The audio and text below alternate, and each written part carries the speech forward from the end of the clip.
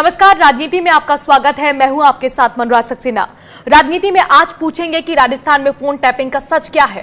राजस्थान में जारी सियासी घमासान के बीच फोन टैपिंग को लेकर बीजेपी और कांग्रेस आमने सामने है। फोन टैपिंग की सीबीआई जांच की मांग को करते हुए बीजेपी प्रवक्ता संबित पात्रा ने कहा कि साजिश, झूठ, फरेब और कानून को ताक पर रखकर काम किया गया।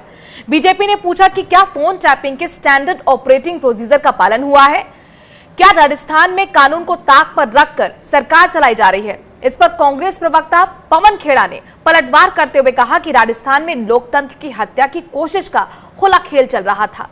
बीजेपी ने स्वीकार कर लिया है कि उसने खरीद फरोख्त की है। पवन खेड़ा ने यह भी कहा कि बीजेपी को दिक्कत इस बात से है कि जब यह खरीद फरोख्त की बात चल रही थी तब रिकॉर्डिंग क्यों हुई। आपको बता दें कि कांग्रेस ने बकायदा ऑडियो टेप जारी कर बीजेपी पर राजस्थान में सरकार गिराने का आरोप लगाया है। कांग्रेस ने केंद्रीय मंत्री गजेंद्र शेखावत, कांग्रेस विधायक भंवर शर्मा और बीजेपी नेता संजय जैन की बातचीत का टेप जारी किया है। राजस्थान पुलिस के स्पेशल ऑपरेशन ग्रुप ने केस दर्ज कर जांच शुरू कर दी है। गिरफ्तार संजय जैन को 4 दिन के लिए पुलिस रिमांड पर भेजा गया है। ऐसे में सवाल यह है कि क्या बदले की भावना से राजनेताओं की फोन टैपिंग की जाती है। क्या गहलोत सरकार ने फोन टैपिंग नियमों के दरकिनार करके ये टैपिंग कराई है। ऑडियो टेप में जिन नेताओं की आवाज है उनकी विश्वसनीयता की जांच कैसे होगी। सवाल यह कि ऑडियो टेप को फर्जी बताने वाली बीजेपी क्या अब ये मान रही है कि राजस्थान में नेताओं के फोन टैप हुए। और बड़ा सवाल यह कि क्या बीजेपी मानती है कि राजस्थान में विधायकों की खरीद फरोख्त की कोशिशें हुई हैं।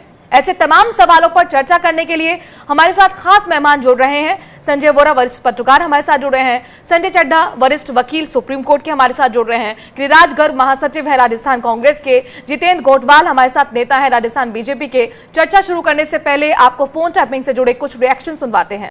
तो राजस्थान की सियासत में भूचाल आया हुआ है जब से 2 फोन टैप सामने आए हैं और ये ऑडियो टैप है जिसको लेकर सियासत गर्मा गई है।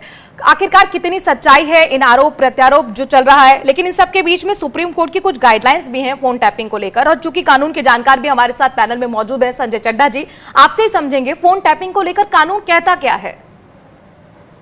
देखिए, 2-3 चीजें बहुत महत्वपूर्ण है यहाँ पे जानना।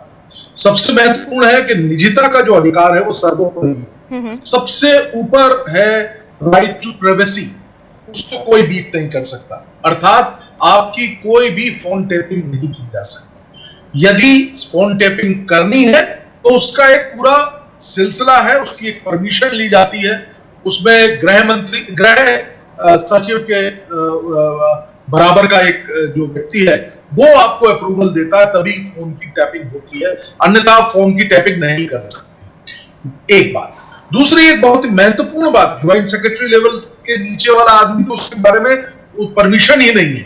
ये सुप्रीम कोर्ट ने एक case PUCL versus union of India का केस था, उसमें इस चीज की जानकारी और इस चीज को लॉ को रखा था। तो उसके बाद IT एक्ट आया और तमाम जो टेलीफोन रेगुलेटरी बॉडीज हैं उन्होंने इस चीज पे पूरी नियमावली बनाई हुई है और उस नियमावली को ही फॉलो किया जाता है। इसमें सबसे बड़ी बात। और दूसरी बात, अगर इस नियमावली का फॉलो नहीं किया जाता है और अपने आप से की जाती है तो आर्टिकल 21 की अवहेलना होती है, जो कि राइट टू लाइफ है, जो कि सबसे फंडामेंटल राइट है हमारे दिए गए तमाम अधिकारों को, जो कि हर व्यक्ति को दिए गए हैं। ठीक है, ठीक है। बीजेपी की लड़ाई है। फोन टैप का सच क्या है सर, इसी पर हम चर्चा कर रहे हैं। संजय जी, आप मुझे बताइए, क्योंकि आप कानून के जानकार हैं, ऐसी वो कौन सी परिस्थितियां होती हैं जिसके तहत सरकार फोन टैप करा सकती है या राइट उसे। देखिए जी, मैं आपको बताऊं बड़े स्पष्ट शब्दों में,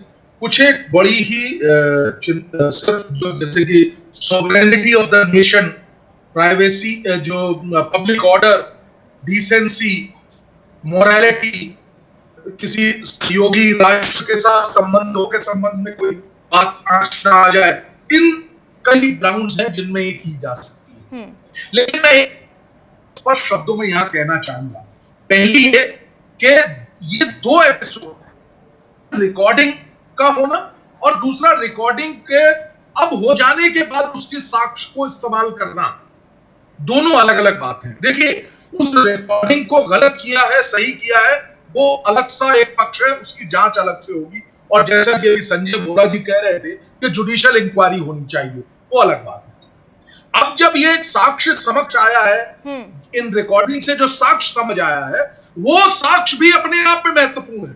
तो दोनों चीजें अलग अलग हैं। उस साक्ष्य को लेते हुए अगर ये प्रतीत होता है कि ये लोग जो संजय जैन और ये लोग लिप्त हैं, तो उनके खिलाफ अलग से कार्रवाई होगी। तो दोनों इन्फ्लुएंसेस को हमें अलग अलग देखना पड़ेगा। बिल्कुल, बहुत बहुत शुक्रिया। अंत में सबसे संजय चड्ढा जी, आपसे ही जानना चाहेंगे क्योंकि आपको थोड़ा कम वक्त मिला, फोन टैपिंग को लेकर जिस तरह से राजनीति मची हुई है, ऐसा पहली बार नहीं कि फोन टैपिंग का आरोप किसी सरकार पर लग रहा हो। पहले कर्नाटक, महाराष्ट्र, बहुत सारे गुजरात हमने इस तरीके के देखे हैं फोन टैपिंग को लेकर, वहां पर भी राजनीतिक बवाल रहा है।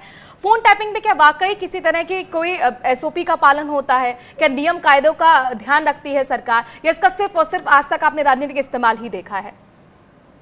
देखिए, बहुत स्पष्ट शब्दों में अभी तक हमने देखा, जबकि कानूनी तौर पे एक पूरा प्रोसीजर है, लेकिन मेरे जहन में तो ये कभी नहीं आता कि ये इसका जो है कभी किसी भी सरकार ने कोई कानूनी पालन किया हो। और हम देखते आए हैं, जो भी अभी आपने इतने सारे एग्जाम्पल्स दिए, वो तमाम एग्जाम्पल्स यही दर्शाते हैं कि ऐसा कुछ भी नहीं फॉलो होता है, और हमेशा ये गैर कानूनी तौर पे और इन तमाम चीजों का इस्तेमाल होता आया है। और हम देखते हैं बड़ा ये एक कानून का दुरुपयोग हो रहा है, कानून का इस्तेमाल नहीं हो रहा है, कानून में दी गई बिल्कुल फॉलो नहीं किया जा रहा। जाहिर तौर पर फोन टैपिंग का जो एक प्रोसीजर है, क्या उसे फॉलो किया गया या नहीं, ये बहुत महत्वपूर्ण होगा समझना, ये जांच का विषय है। लेकिन इसके साथ ये महत्वपूर्ण और भी ज्यादा हो जाता है, क्या वाकई फोन टैपिंग में जो आवाजें थी वो उन नेताओं की थी जिन पर आरोप लग रहे हैं, क्या वाकई खरीद फरोख्त हुई थी या नहीं, ये राजस्थान की जनता जरूर जानना चाहती होगी, जहां पर बवाल 8 दिनों से मचा हुआ है। आप सभी खास मेहमानों का बहुत बहुत शुक्रिया इस चर्चा में शामिल होने के लिए।